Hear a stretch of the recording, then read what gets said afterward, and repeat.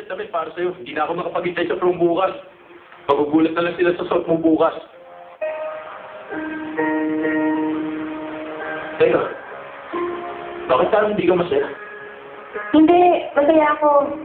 Medyo weird lang ang nararamdaman ko dahil dito sa ginawa natin. Bakit nabilis kang bigyan ako ng napakamahal na bagay? Hindi ba sinabi mo magtiwala ka sa akin? Eh, di magtiwala ka sa akin. Yun ang dapat mong gawin.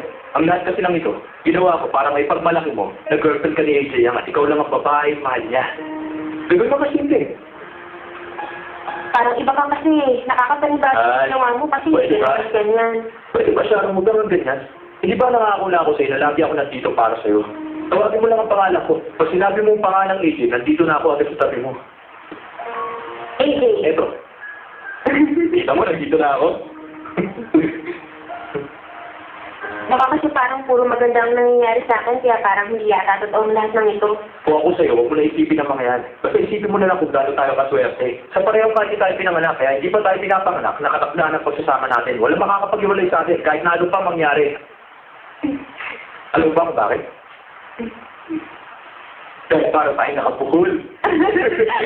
Napaka-corny mo talaga. Sige, papasok na ako.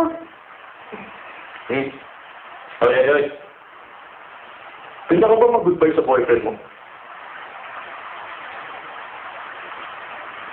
Sira nang gano'n na to ah.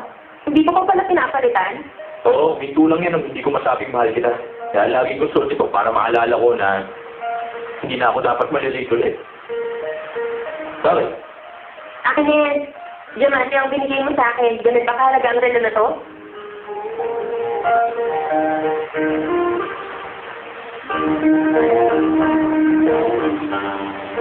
Sharon, Kuya DK.